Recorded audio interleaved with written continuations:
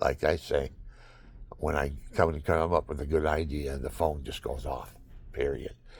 I'm letting you see this. I'm going to put all these films on right in a row so you can see what I had to go through just to get this message to you.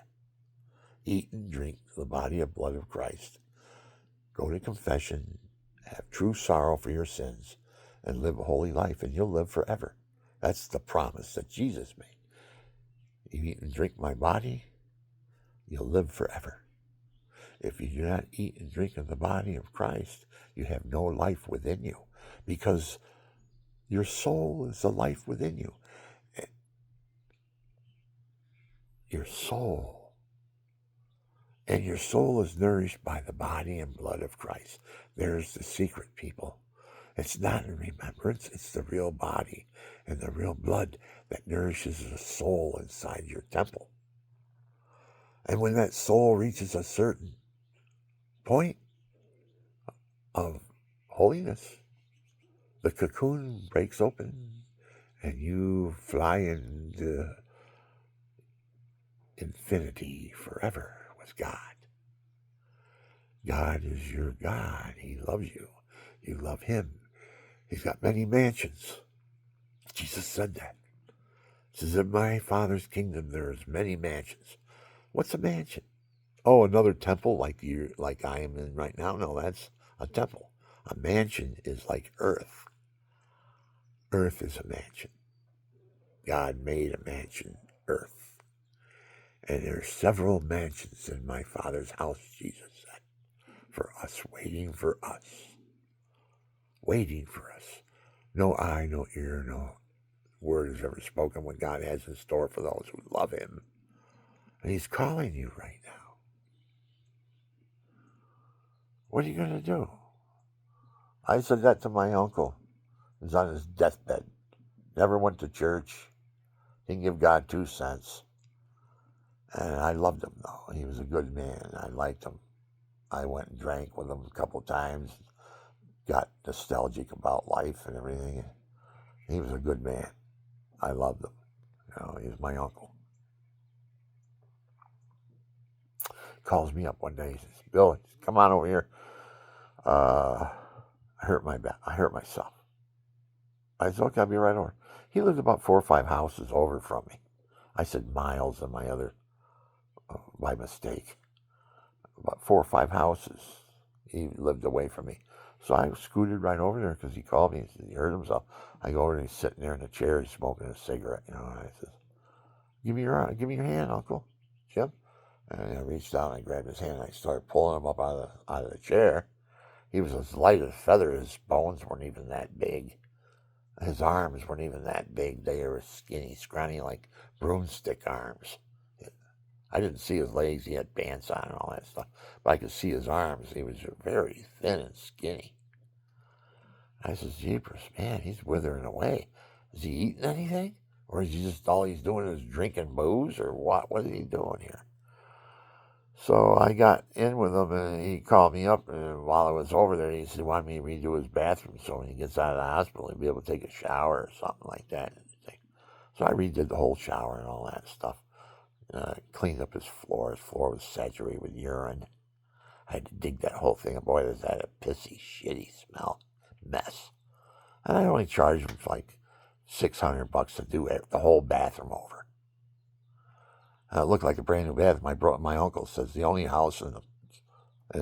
room in the house was the bathroom that looked good, that looked like you could live in it. That was me. I did the bathroom over, right? And I took him to the hospital.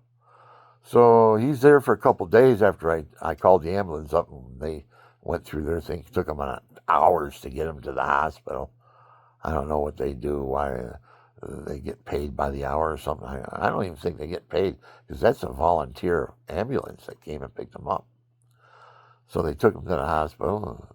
He went to the hospital, and I showed up a couple of days later with a priest. And when I came into the hospital, he was asleep. And I touched his foot. And he goes, "What?" And he's looking at me. And he looks at the priest. He says, "Why, Bill?" He says, "Why did you bring a priest?" He says, I don't give God 2 cents. I don't go to church or nothing. Why did you bring a priest?" And I said, "Uncle Jim," I says, "I love God. God says if I love him, he'll save my whole family." I says, "You're part of my family. I want you to be saved. That's why I brought a priest. You want to go to confession and communion?" And he looks at me. I must have said something to him that really hit his heart. Because he went to confession and he went to communion. Now, in confession, all you have to do when you're sick is get absolution, is to get the anointing of the sick. And all your sins are forgiven. So he got the anointing of the sick, and he received Holy Communion. And then he died. He died. God saved a man that didn't give him 2 cents right on his deathbed because he said he believed because of somebody in his family that loved him and loved God. No, I got rabble-roused after that because the lawyers called me up after he died. They says, "Oh, well, he's dead now. Did he owe you any money?" And I'm thinking in my head, well, he gave me $600 to cover everything. And that's probably what I get in materials and, I don't know, $1.25 labor an hour. I don't know. But anyways, I said, "Yeah, he does owe me more money, but I didn't ask him for it. He was dying, you know what I mean." He says, "Well, he's got money in the bank now." He says, "What does he owe you?" And I said, he really owed me around $3,500 for redoing his bathroom. That's what I would charge. That $3,500 to $4,000 to redo a bathroom. And I charged him $600. So I said, "Oh, give me $1,500. And so he sent me a check for $1,500. Then I get the rabble rousing from my family. "Oh, he went in there and got money after his Uncle Jim was dead. Stole money from him, from his thing. Charged extra and all that." I said, "What the heck? What type of relatives do I have saying that crap?" So just to show everything, I went to the Catholic Church with that money, and I gave it to the priest, and I said, "Here, this is a donation." They have a mass said from my uncle. And how many donations do you think you can make? How much does a mass cost? $10? So how many masses did my uncle get for that $1,500? I gave 1,000 of them to the church. I kept 500 for something. I gave it as a gift. Well, I gave 1,500 more to a priest from Kenya to help with the ministry down there. So I give. It hurts when I give. It doesn't. And if you got a lot of money and you give a widow's pence like 2 cents, you don't feel it. But if you give a lot, you feel it. That's what the gift and the worth of the gift is the sacrifice it takes to give it. That's what God looks at. He says, "Oh, look at him. He sacrificed that for me. I think I'll give it back to him 100 times. And that's what happens, man. Jim Donaldson's a good example. He went down to Kenya and put 100 water wells in. After he did that, his net worth went from $285 million to $500 million, twice as much. Because he gave it all away to them poor mud hut people down there. That first well that they dug down there, it sprouted up like an oil well. The water was going all over the children, and they were running through the streets saying, "Oh, no more being eaten by the crocodiles. We don't have to go to that river and get that milk water and drink it and get diarrhea and die from all types of sicknesses." That's what they want. They want them to die off so they can put big hotel buildings and they can advertise come on down to Kenya and watch the crocs eat the herds as they cross the river.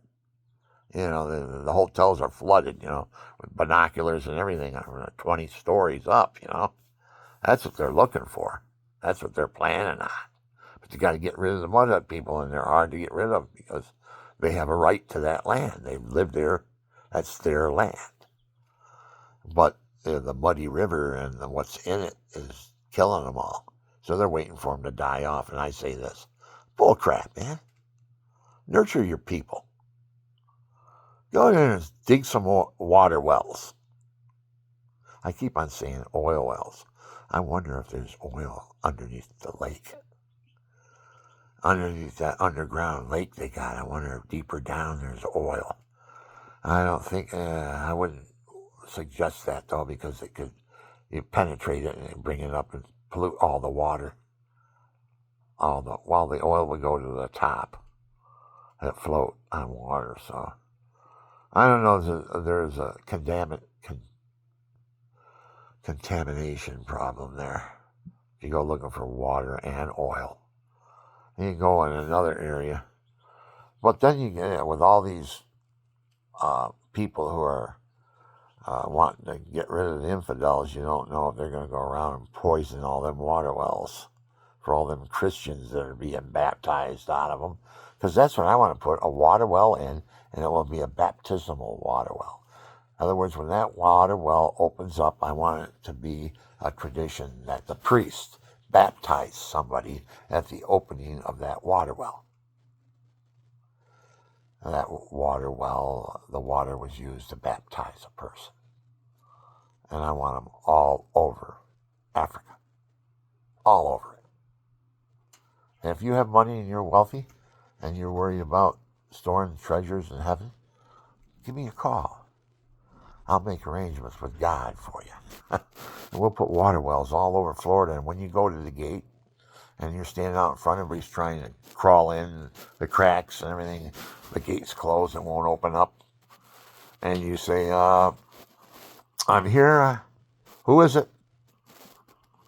And you say, I'm, I'll use me. I'm Bill Nixon. Oh, Bill Nixon, huh? What did you do on Earth? I put water wells in Kenya. Oh, you did? Oh, that makes you holy, doesn't it? You feel holy? Did you go to confession? Yes. Did you go to communion? Yes. He says, well, then just walk right through the gates, because they don't need to be open if you're holy. You just walk right through them. And I'm going, this is my dream now. This is my daydream. So that's what we have in store for us, people. You want to hoard your money and die with it in the bank?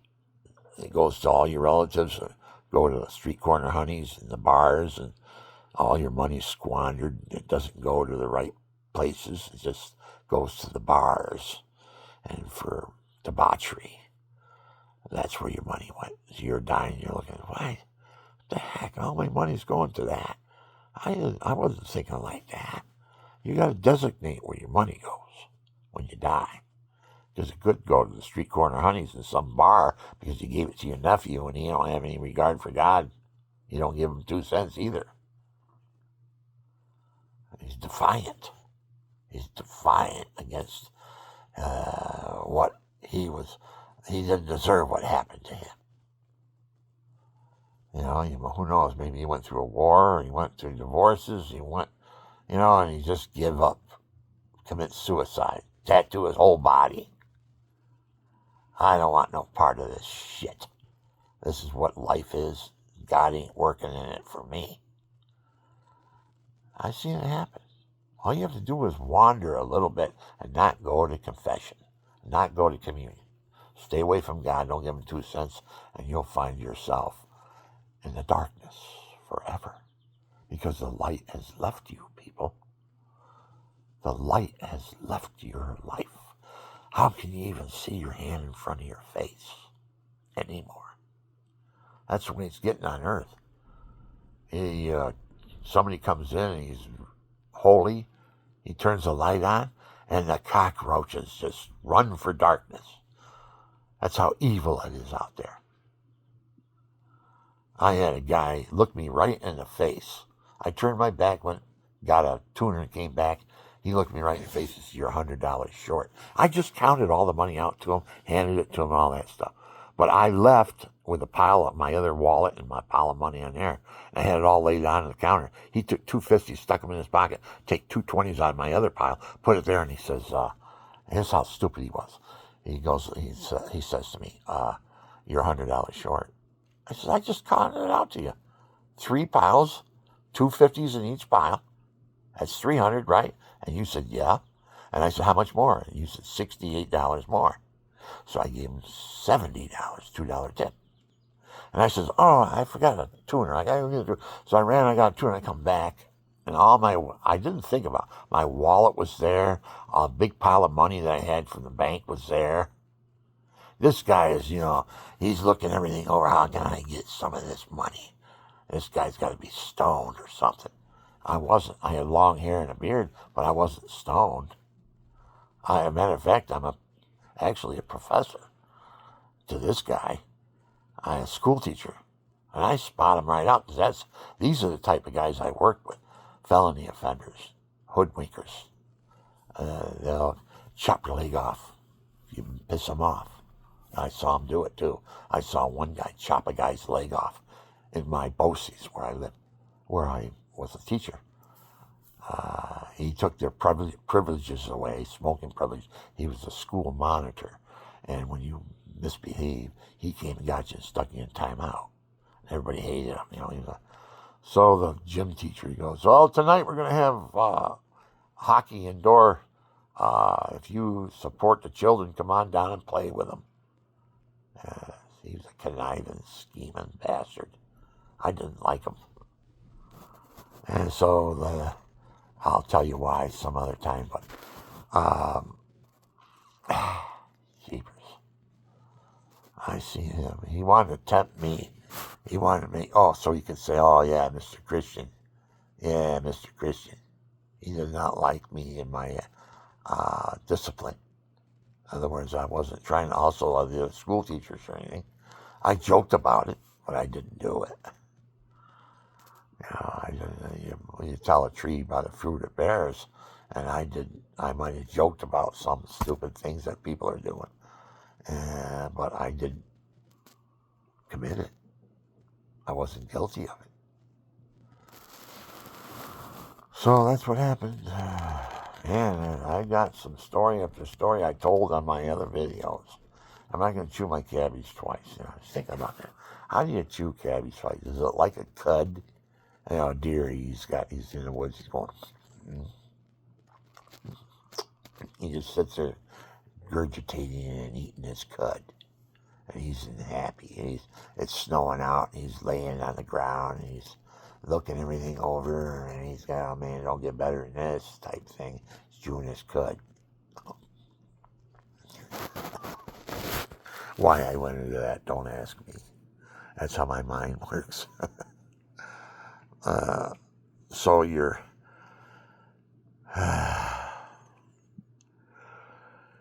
Where was I? First thing in the morning, you got to keep things in order. This goes here, that goes there. Because if you don't put it back where it goes, you don't know where its home is, and you never find it. And then what do? You get irritated, a little pissed. You get more pissed. And it's been an hour you've been searching. You got to have it because you can't leave until you find your keys or your wallet or whatever. Your phone.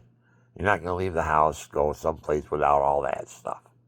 And so you end up searching for it. You can't find it. And then you get pissed. Then you start throwing things and saying, "Yeah, I got to get out of here."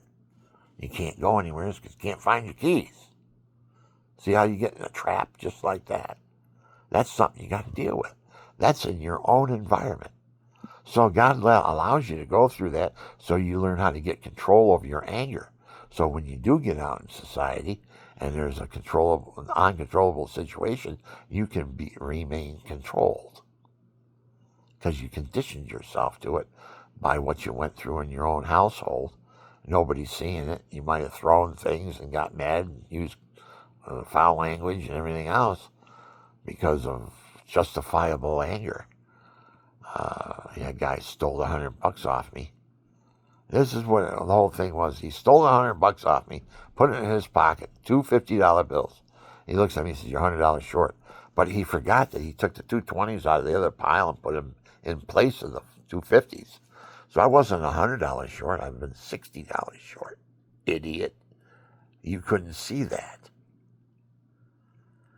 If he took the two 50s away and put two 20s there, then I'd only be $60 short. But he took the two 20s out of my other pile. And I don't know if he took any of the 50s that were in there either. Because I just got out of the bank and I'm spending money here and there. And, I'm not aware of how much money I got showing. And all they're doing is, I'm going to get some of that money. Yeah. How do I got to cheat them to get that? And they do it too. Because I prayed for him. I says, God, okay, if he didn't do nothing, I hope he repents. Maybe someday he'll give me my $100 back and apologize. Who knows? So I forgave him. When I forgave him, I didn't have to worry about hating him every day. But it comes up once in a while. Like I'm telling the story, it brings the hate up, and I got to forgive him again. And that's one thing. We can't get into heaven. That's why there's a purgatory. If you have sins that they're, what would you call them? They're dormant. Some of the sins you didn't confess them. They're dormant. And you die and you go to heaven. And then what happens? Something happens and it blooms again in heaven. God ain't going to have that. You can't have a sin on your soul that could bloom again. So he has purgatory, which purifies you. It's like a burning fire. A non-consuming burning fire that washes away your sin. And I don't know how God does it, but he's got the plan made. And say, it looks like I'm asleep, right? I'm not. I'm Chinese, to tell you the truth. I got the Chinese gene in me. My brothers and sisters, I did the research. I can get genes that they don't have. It's right in the research. In fact, I've got this lady on right now. I'm going to go into it a lot more, and I'm going into it. She says it's not foolproof when you get your DNA checked because there can be dormant stages in there that you didn't get the DNA for, or your brothers and sisters didn't get the same DNA you got. It's a mix. You got some of that in you. It's in the blood mix. Not everybody. They're not exactly the same as me. I got Chinese eyes. They didn't get Chinese eyes. And there was a Chinaman who knows he snuck in there somewhere when the Muslims were in there. Do I look like a Muslim Chinaman to you? I'm a Roman Catholic, born cradle Catholic. I'm a Roman Catholic. Irish, Italian are my two major ones. But in my heritage, I have Jewish, which is my mother's side. They were all Jews from Mary Magdalene, crucifixion, all the way down through the ages and everything. My whole family was Jewish until my mother's mother was sold to a Catholic in Duluth, Minnesota. Sold. Because back then, the aristocrats had their family, but they had women on the side. They'd sell their children. And it's pretty corrupt, isn't it? It looks like, but that's the way they did it. You wanted a wife, you can buy one. I got their, what does it say? What is it that they call that women have? Their charity box or their, I forget what they call it. Their stipend, what they get if they get married. This goes along with them. You know, what they're worth, what they are worth. I'm sitting here, I got an upset stomach because I'm fasting. I didn't eat anything. I took a little nibble of something by mistake because I forgot I was fasting. I got that taste in there. Now, what the heck? Why is the doors opening and closing? You hear that ding-a-ling, That's my security system. I have ADT. And they're supposed to be back to put in a surveillance system so I can see what's hovering over my house in the sky. Because their system right now is antiquated. They don't pick up slow-moving objects. Wouldn't pick up anything hovering in the sky and moving slowly. It only picks up human beings walking, boom, ba-boom, ba-boom, ba-boom, or a cat or a dog or something like that. It will pick up the movement, or a car or something. Has to be a movement like that. But a slow-moving object, like it was right here and it went like this, it won't pick it up. Their ADT. So now they're telling me they got a system now that they've developed and they want to install it. But I haven't heard nothing about it back. The last time I talked to them was on the phone, but they got screwed up. They can't be that well organized yet, ADT, because they got screwed up on me. They told me first they weren't going to give me a contract. They wanted a contract, 2-year contract. I said, no, I'm not taking, because I've been involved with them, and you get poor service and everything, and there's nothing you can do about it because you got a contract. Who knows? It's probably arbitration, too. That's the one thing that we're really being hoodwinked on, people. It's arbitration. It took our court rights away. We can't take them to court, knock them out. Took our knockout power away. The hometown decision. That's what we give away when we have arbitration. I've been involved in it as a boxer. You go to hometown, you got to knock them out. If you don't knock them out, they win the decision every time because that's their agreement. You want the Navy champion fighting here, he gets all decisions. You got to knock him out to win, or knock him down convincingly to win.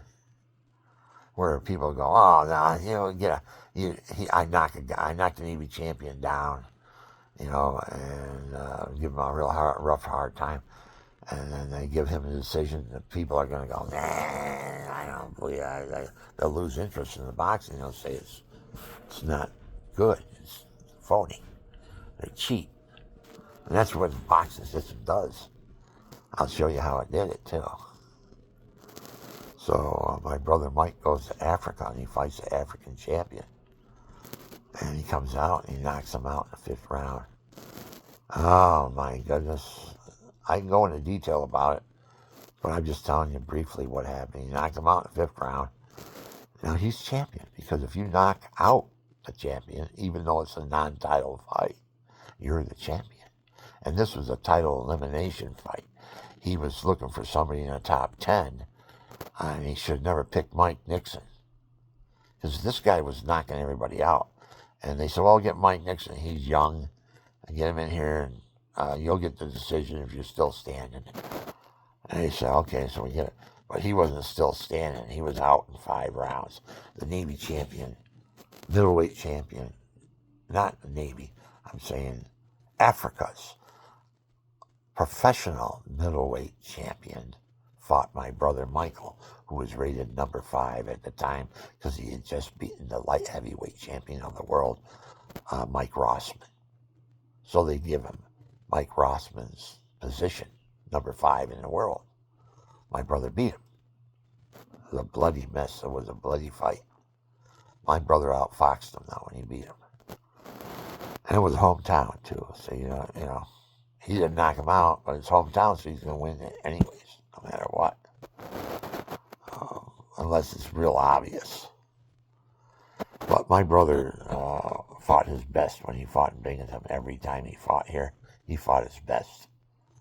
Oh man, it was exciting to watch him fight, especially in his hometown. He didn't want to lose in his hometown. He wanted everybody to say, this is what I turned into. See, everybody? This is who I am. And well, you end up with a crowbar over your head and you're out roaming the streets looking for a house to rent. And you can't, because you can't hold a job or anything. That's what happens to people. You got everything, didn't have Jesus guiding them.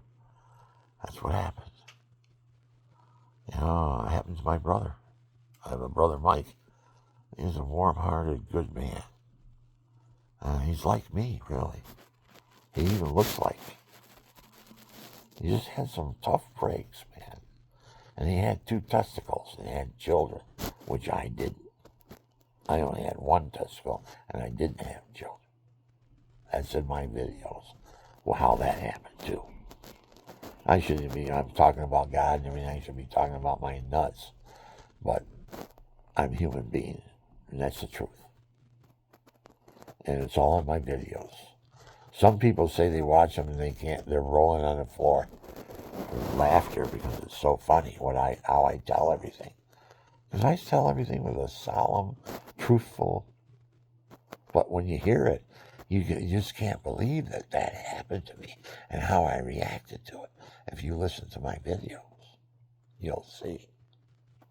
Like right now, I just made 4 videos right in a row because it keeps on shutting off. So now when I upload them, I don't know how to put all them 4 videos together. So I have to put them in sequence. You know, you watch one when you touch loop. Just come back on.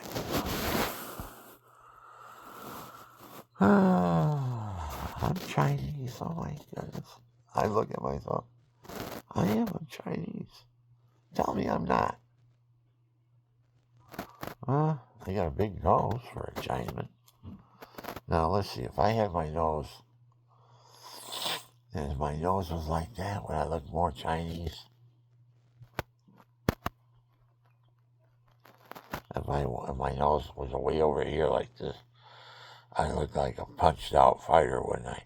My nose is laying flat on my face, you know. Oh yeah, I remember that punch. Oh, he hit me a good one, man. I had to pull my nose back out of my head. He punched my nose into my head, and I had to reach in there and pull it back out and stick my 2 fingers up so I can breathe out of it. That actually happened to me. I was a tough kid. Went to a gym in California and fought the Diamond Belt heavyweight champion. I forgot his name now. He punched it out of my memory. He let me have it. I went. Here's. I have to tell about this. He had a suitcase, and I was looking for somebody to work out and sweat with. I didn't want to knock anybody out. I just want to work out, move around, and sweat. Oh, this guy's. Oh, here you can fight my buddy here. He'll go in there with you. He said, but I got to warn you, he's the Diamond Belt champion of California this year. You want to still go in the ring with him? So I'm Wayne Nixon's brother. My brother's on TV signing autographs. I'm his older brother. So this guy's frothy at the bit. If he puts me down, he'll get a reputation of being a bad dude. So that's what he went out for.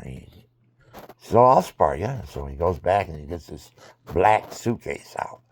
And it opens it up, and it's like these black, golden lace gloves are in there. And the gloves are like as tight as my fist. They're like putting leather over your fist. But on the wrist, it had the padding and everything. And that's what made the gloves 14 ounces. It wasn't the fist that was 14 ounces. It was the padding around the wrist that made the weight of the gloves to be 14 ounces. I said, are those 14-ounce gloves? Yeah, here they are. I went over and sure enough, it said 14 ounce on them. But I'm looking at those mitts, I'm saying, man, I never saw gloves like that before. Those are like snowball making mitts. He slipped them on, and that's what I got in the ring with. If I was smart, I would have had that nose guard that goes over your head so if you get hit in the head, don't smash your nose. But no, he's an amateur. I can handle him. You know, I've been around for a while. But I didn't know he was in the gym since he's 5 years old. He's probably in his middle 20s. And he's been boxing. His dad's been showing him how to box since he was 5 years old. I step in the ring with him. I'm like a tee with a golf ball on it. This guy's just looking at me where he's going to drive me. 200 yards, 300 yards with his right hand. That's exactly what he did. He plowed his right hand right in my nose, and my nose went into my head. I had to reach in and pull it out. I don't know how I didn't die. and it was crooked on my face. Uh, It was turned sideways. Turn it, I stuck my finger up, this one, all the way up to my eye socket, both sides. But I didn't get it in the back. I should have moved it back because I have a deviated septum now. I talk through my nose. But that happened to me just out of no. I went to, I was going to turn pro. And God says, no, you're not. And he said, I don't know, that guy looked like an archangel to me. I got blasted in the nose. He said, no, I don't want to be a fighter. Make it so he don't want to be one. And after I got that punch in the nose, it took a lot out of me, man. My fight desire. That heavyweight hit me real hard, and I was putting myself back together, and I said, this ain't worth it. I can't even talk now. Can't even breathe through my nose. Why? Because of an ego and I want to be a fighter. People clapped when I fought. After I fight, they all stand up and clap. That was good, man. You're going to be a good fighter. Everybody was encouraging me to go pro. I was going to be a good fighter, And then Floyd Patterson came up from Philadelphia. He knew this one nun that I knew. There was a nun that went to the church, the convent and stuff. She knew me. And she knew Floyd Patterson. She was actually writing him. Floyd would write her, and she would write him back. So they had a communication going. So she met me, and I was Billy Nixon, Golden Gloves champion. Do you want to meet Floyd Patterson? I said, yeah, I'll meet him. So weeks go by, and all of a sudden I get a phone call. Bill, come on over. We got a surprise for you. I said, oh, yeah, really? So I come over there. I come over to the convent. There's this big table, and there's this guy sitting there, black guy. Muscles and everything, And he's going, I'm a fighter, I'm the champion of the world. He's like that, I'm looking, I'm going. And he's there because he's being counseled by this nun. And the nun wants to introduce me to him. So if I want to be a fighter, she's going to give me to him, as a, to help me out. If I'm going to be that good of a fighter, I'm a Golden Gloves champ. She's going to help my career out. So she brought Floyd Patterson up to be my trainer. And he showed up with his trainer, I think it was, or a manager or somebody with money, and they were looking me over. See if they wanted to offer me anything. He didn't offer any money. He just offered me, you want to come back to Philly and I'll train you? So oh yeah, I'll do that. Floyd Patterson, my trainer. Oh wow. I'll be champ in no time. He'll show me everything, But that didn't happen. Wisdom set in, and I made this statement. No, I don't think I'm going to be a fighter. When I sat down at the table and he was talking, I says, because you get hit in the head and you get punchy. I don't want to be punchy. And he's standing there, he's sitting there, and everybody's looking at me and looking at him. And going, oh, is there going to be a fight here? He's calling him punchy or something. I don't know. But I was ready. I wasn't going to go down. He probably would kick my ass, but I was going to give him a broken nose if I could, if he wanted to come after me. I don't know why. He was there with a nun. He was there trying to get my contract, or get me to train, get to be friends with me and stuff. They did it wrong. They didn't know how to do it. I was poor, too, and if I was married, that was another good thing that I had going for me. I was married, so the women, they weren't a factor. Some fighters, they're married, and women are their main performance for. They want to get to know the women, and they want the women to get to know them. A lot of the fighters, because most of the people that are in hell are there from the sins of the flesh. A good metaphor about that was St. Faustina was talking about, she was talking to another saint or an angel or whatever it was. I don't know. It's in Father Chris Allars is big on Saint Faustina. She said she was standing there. Now this is what I heard. I don't know how true it is. She was there with this other spirit talking, and the spirit says, flesh is weak, and that most of the people that are in heaven are there because they conquered the flesh. But most of the people in hell are there because they didn't conquer the sins of the flesh. They're there because of the sins of the flesh. They're in hell. They ain't getting out either. Once you're in hell, man, there's no salvation. Unless God changes his mind and comes up with another plan. I don't know. But they're going to suffer for a while. I believe it.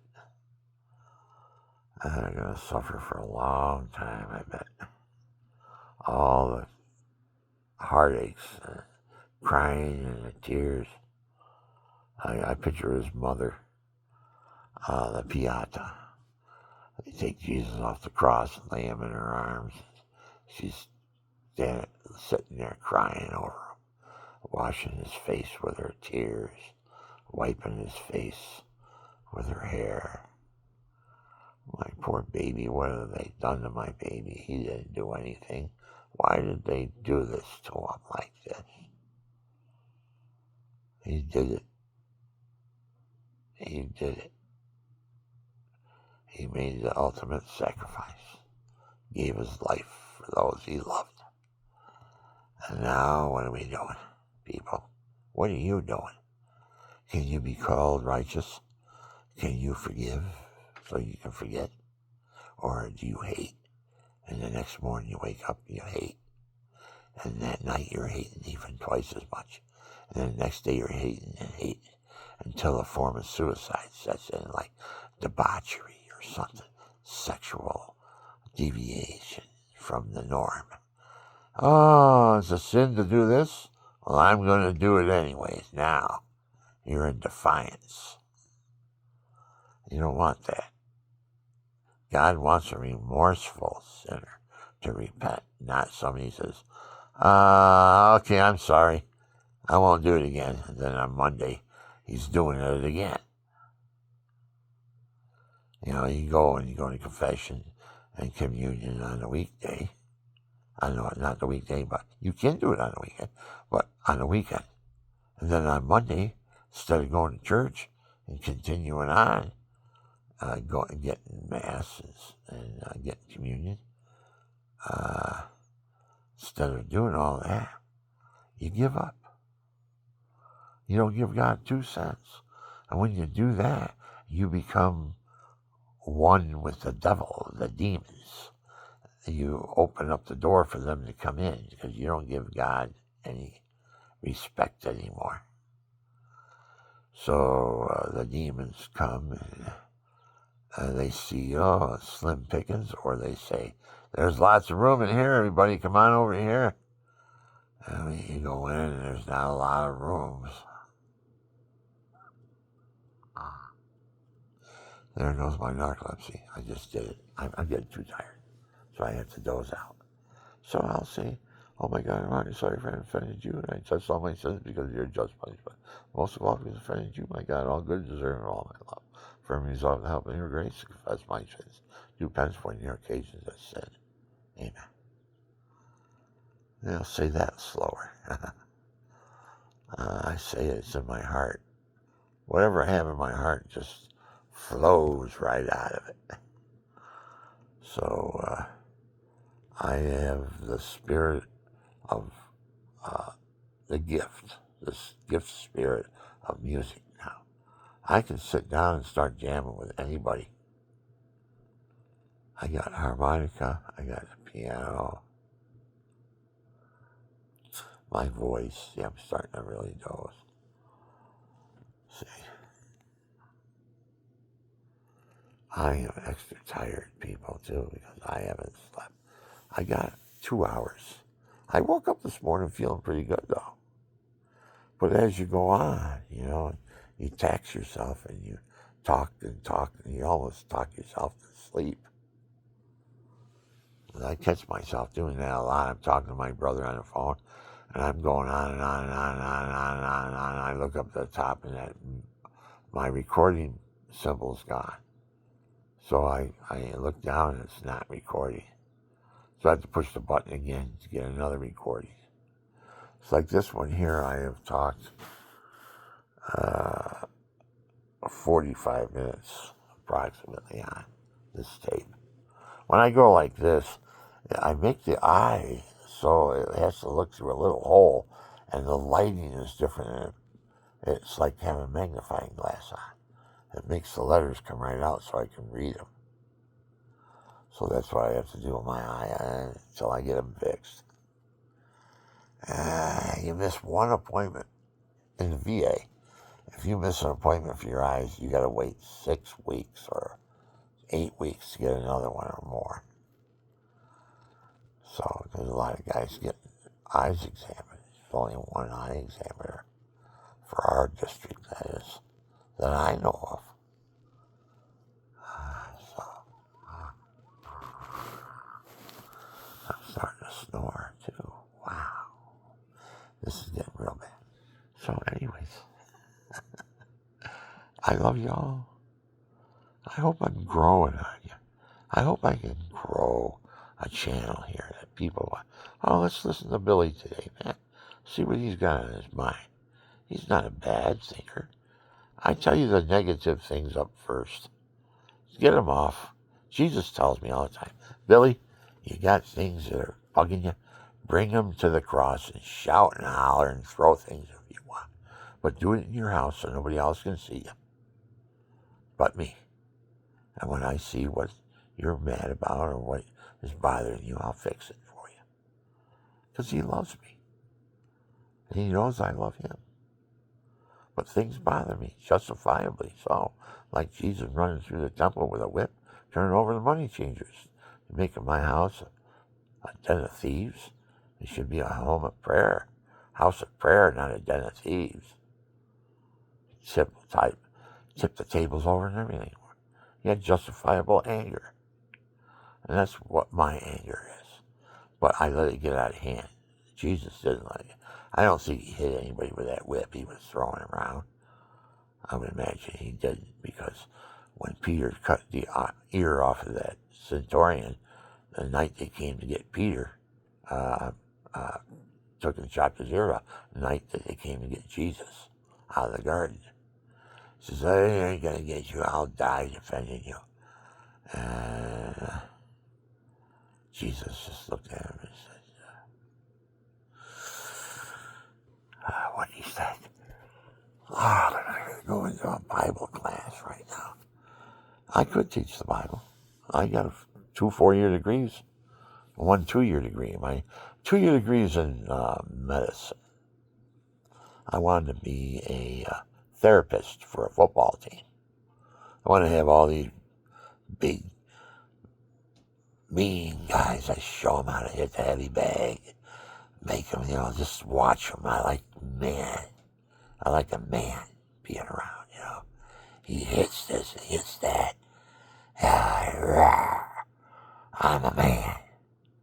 Or, women, they do their thing, They're very petite and loving. I love to hug them. Oh, I love to hug them. But I had to give that all up. 25 years ago, I became celibate because my wife had to have a hysterectomy, and I don't cheat on my wife.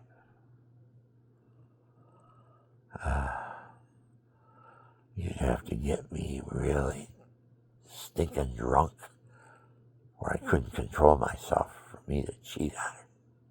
And that's why I don't drink. I got the devil 2 ways there, didn't I, huh? I give her a left hook and an uppercut. And another left hook I got coming one of these days. Knock him right out cold. Get him out of my life. Sick and tired of the strife of sin. Because that's where you get your strife from. strife from life because of sin. When sin is gone and the gates are locked, you can't even smell sin, then the kingdom of God will be there, and it'll be all like no eye, no ear, no anything has ever seen or talked or heard what God has in store for those who love Him. You love God and you show it and you sacrifice that you love Him. No greater love for man than to give up your life. And that's what Jesus did. He gave up His life for us. And I give up my life for Him. I'm celibate. I didn't do it. I asked God that He will that it would be done, because I can't do anything on my own. If I was out there, it's like the sorcerer and the apprentice story. You know, the sorcerer steps away for a while and leaves the apprentice in charge. He comes back and there's just a big wallowing mire of a mess. And he goes, okay. He starts straightening it up, and finally he straightens it up. And you look at him and you go, I surrender, God. I can't do it. I tried. Look what happened. I surrender to you. You take over everything. Everything that happens to me, it has to go through you first. I don't want it any other way. I don't want any demons around me telling me or tempting me. Women don't realize it the way they dress. They're a demon walking around society. They might be trying to capture a man or something, because that's the way human beings are. You want to look your best whenever you go, so you're gussying up all the time, making sure at least, you're not combed slick, but at least your hair isn't hanging in your eyes, tickling your nose and all that stuff. That's what I go through. All the time I go through. Tickle, tickle, tickle, tickle, everything. One of these hairs will get up my nose. I'm like, what's going on? I never had a beard. Never had long hair. I got some pictures. I wonder if I should show one. If I could. Here, I got one here. I'll show you a picture of me other than what I am right now. Okay? I'll do that. Look at the pictures. Okay, yeah, that's a good one. Let's see, some of these cards are real old, Yeah, let's see. Can I get the light right? Let's see what. There I am. There's Billy Boy. Billy Don Juan. Now I'm Billy Don X Juan. X Juan. What's the X for? I'm no longer a Don Juan. I'm an old codger. A pissy little old farting man. Can't get any women, no ways. The only way the woman want me is if I had a lot of money. Then they'd put up with me for a while, probably, till they could figure out a way how to stick something in my drink or something, give me a heart attack, bring their boyfriends in, take over everything I got. Like I'm going to do that. No way. Nobody's getting anything from me. I'm dying and everything's going to God. I don't know who I'm going to have in here yet. I'm asking God to show me who it's going to be, because I'm going to give this place away either to a monastery or to a convent. I don't know which one. But I could house, right now, I figure, I've got enough room that I've made, that I'm living in, that could be turned into bedrooms. And they could have one big kitchen, two big kitchens, one downstairs, one up here. Actually, three kitchens, because I have a kitchen in my addition. So there's three kitchens in this house. One downstairs with the laundry room, where I've just frame it out a little bit better and make a sink down there. I get the sink out and back. I'm gonna put that in there. I'm gonna. Whenever God wills. And I figure I need one good summer. One good summer where I'm working, I got something. I was thinking if I could get an improvement on my medications for keeping me awake, because I have narcolepsy, and I just get tired. I just forget it. I'm going to go to sleep, and I got to have something to keep me up. And there's this new drug out that my mother took, Adderall or something like that is what it's called. But it's a narcotic. It's a amphetamine. And I don't take amphetamines. I take modafinil, but that's not an amphetamine. That's got a chemistry in it. They're still trying to figure out what it is because they give it to the airplane pilots, the Air Force, and their efficiency driving a jet is 20%, 18 to 20% better. Their proficiency in flying a jet on this stuff. So it does make it so. But I think they're using not modafinil. I think they're using Provigil. Provigil is the drug, but you have to be a millionaire to have it. And it doesn't do anything to you. You could probably get hooked on it, but I was never on it long enough to get hooked because I bought a prescription of it. It cost me $600 when it first came out. This doctor from the VA saw my condition. She said, I know it will fix you, Provigil. So she wrote me a prescription out, and I went and got it. And sure enough, man, that was the answer. But after I got it, it went up to $1,600. I said, I can't afford that. $1,600, 30-day prescription every week. Every month. Jeepers, that's half of my retirement. To make it so I can live, be alert? They won't give it to me anymore. They only give me modafinil because it's $49 a 30-day prescription because it doesn't have all the stuff in it that Provigil does. That Provigil is a rich man's drug. I think there's a lot of people in government that take it.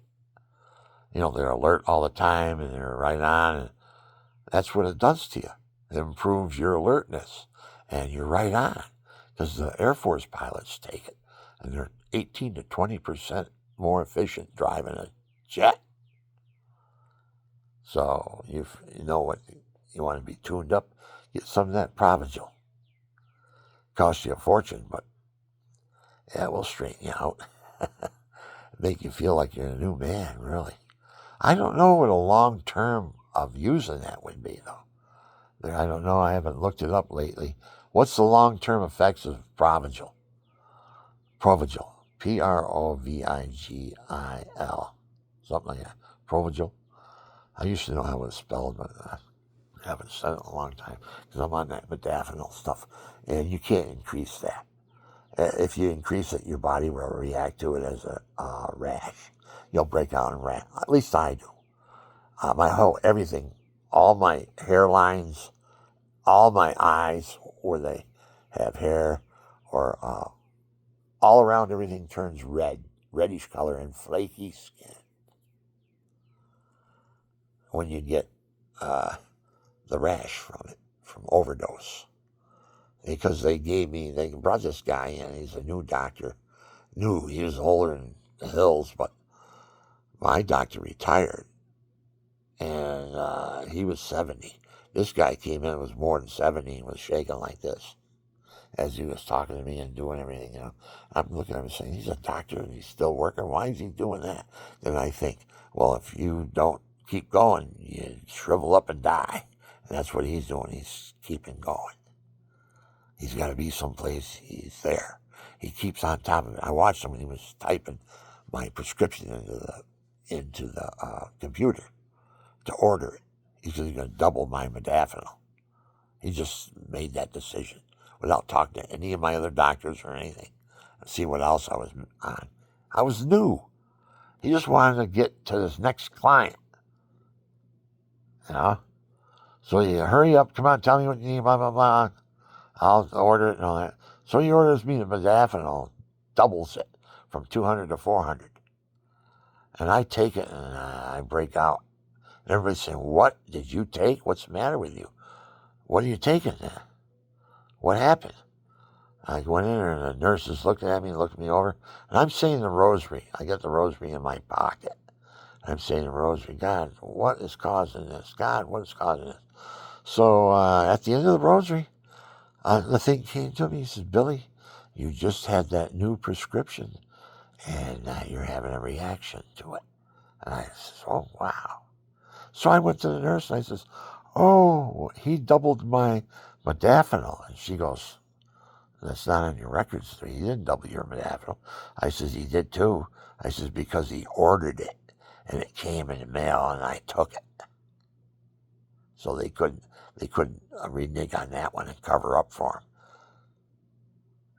So that's what he did to me, and I didn't want him anymore.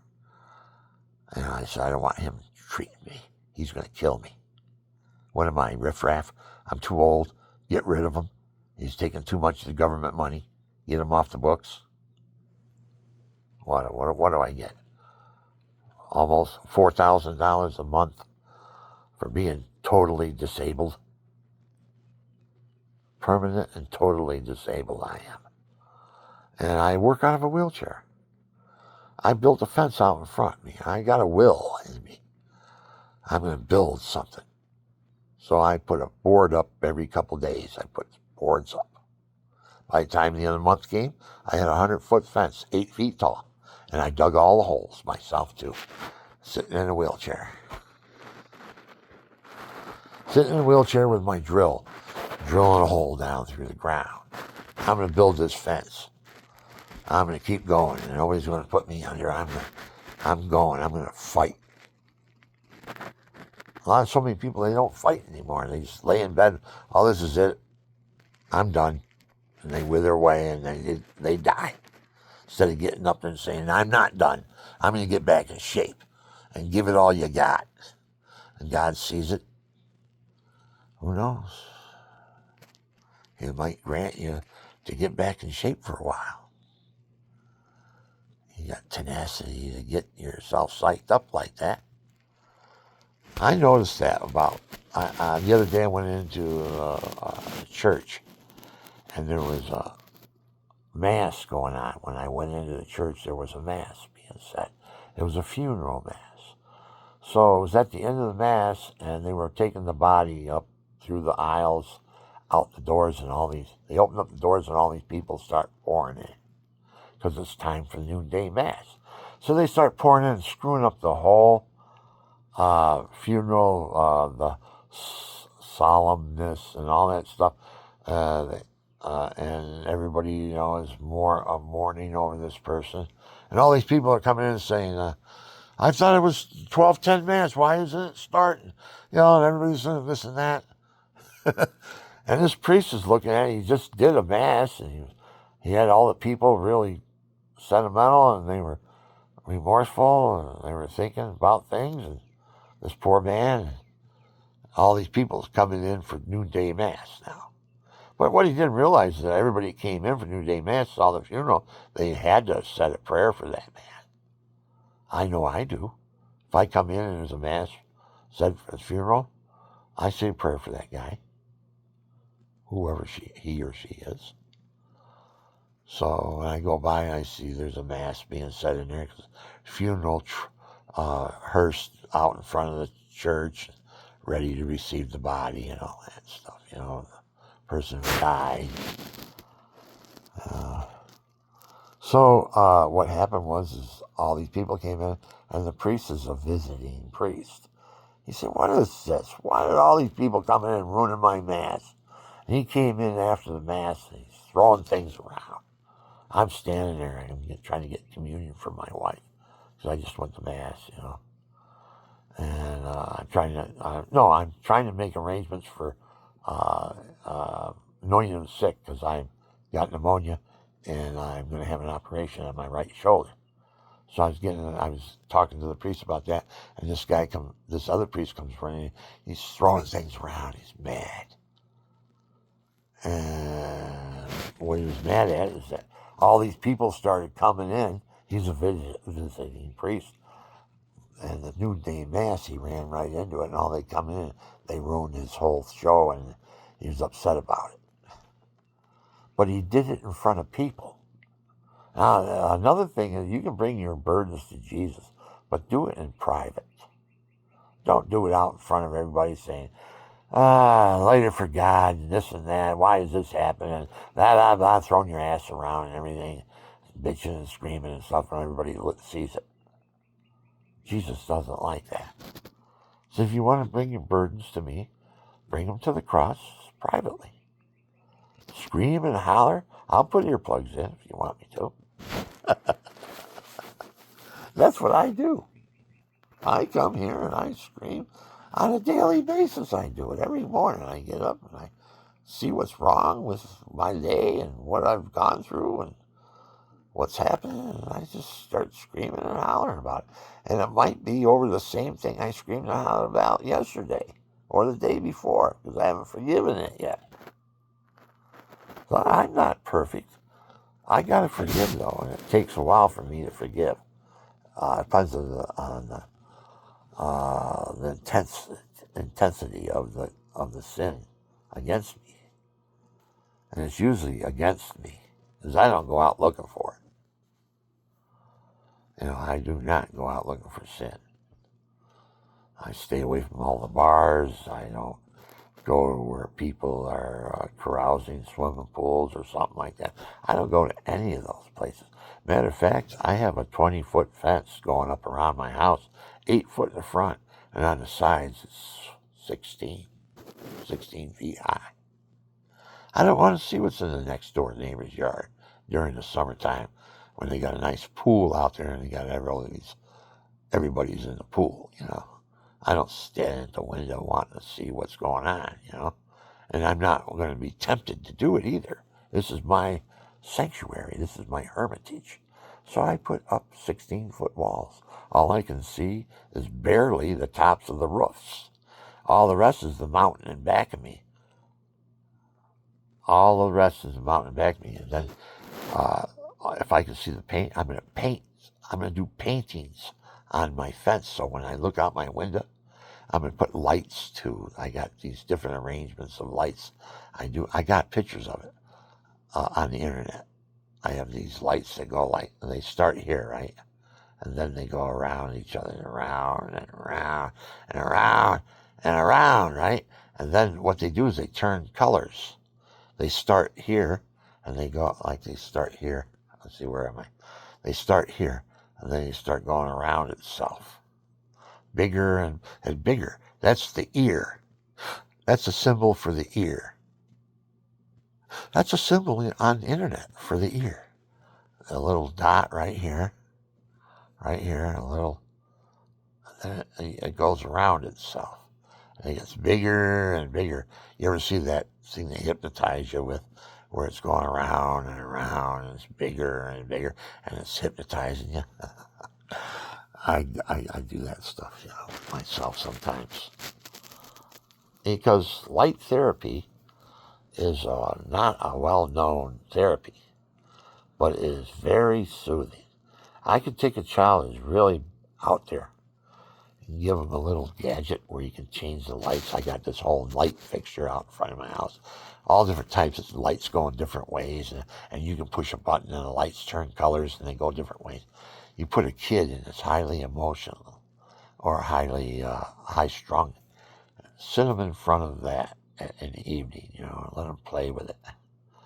See how it soothes them right down, all you can do is stare at it. It's therapy. It's a healing therapy. It's enjoyment. That's what people like. If you're feeling bad, have a candy bar. That will sweeten you up. If you're feeling bad. Every day, we're all human beings, people. We all feel different.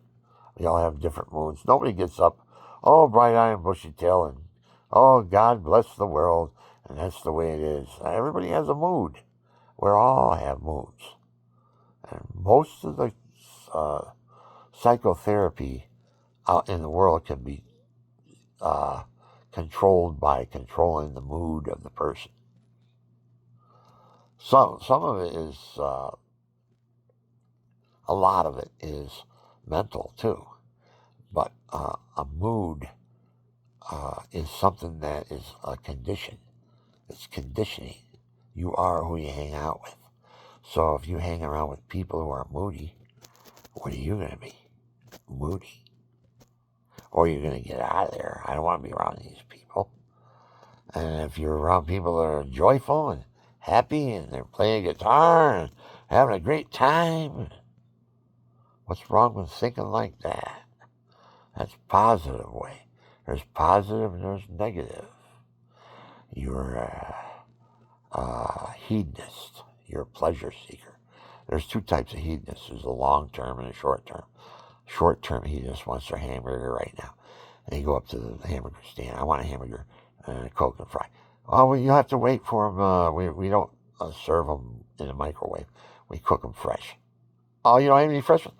I'm out of here. Go across the street and get a burger from over there.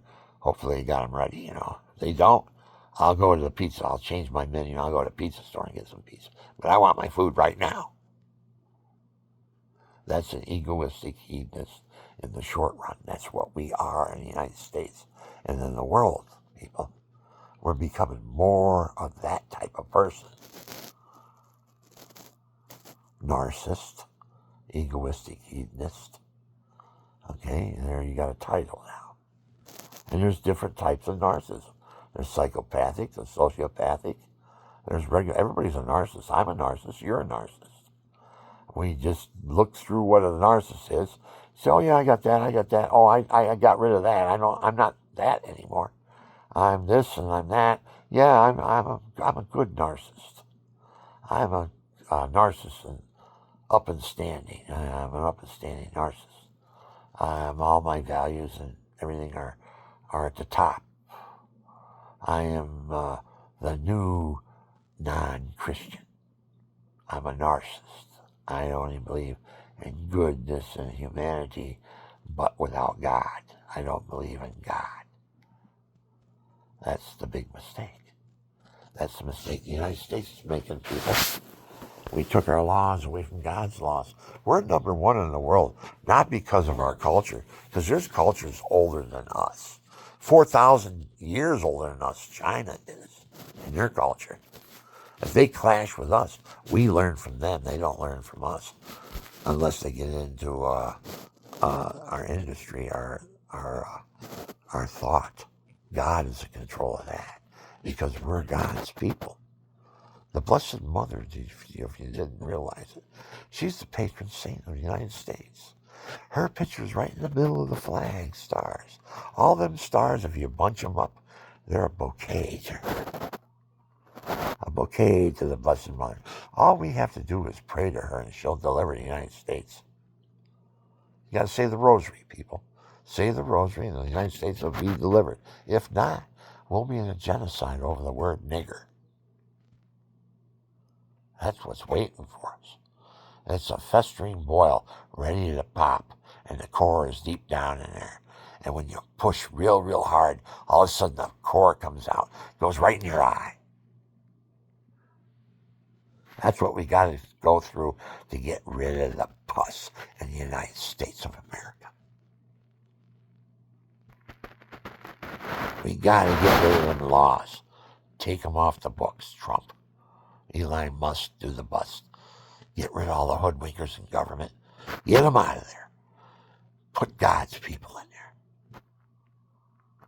Who is this, a war against God? Against his people? Who's going to win if God's in charge? We'll see, won't we? But that doesn't mean there's not going to be any bloodshed. Because that's what we got to do. And Trump's the first one to shed it. He's got his fist up in the air and he says, let's go get them, people. We're taking America back. He ain't lying either. We got to have tenacity to do that. And I don't want to seem like I'm evil. What I do, I have to put a kind, nice face on and say, everybody, don't worry. Everything you're doing, you're sucking his and he's sucking yours. That's okay. God doesn't think anything bad about that. That's what you think. You stick your tongue down another man's throat, you're committing mortal sin. you're going to hell. This is straightforward as that. I'm telling you like a father. I've got you in front of me right now, and I'm telling you like a father. You want a whipping? You're getting it right now with my tongue. Now straighten up. Go to confession. Confess your sins. Then go to communion. Receive the body and blood of God, who died for you, paid a bill you didn't know. The ticket he paid was his life for you to forgive sin. And you don't give him 2 cents about it. You just take everything you can get. Forget God. When life ends, life ends. That's too bad. We're apes, and that's all we believe in is apes. All we do is monkey around. Well, I say this, people. Let the apes, Mother Angelica said this. Says, let the apes bury the apes, and let the monkeys monkey around. But let God's children find the path of life and be saved forever.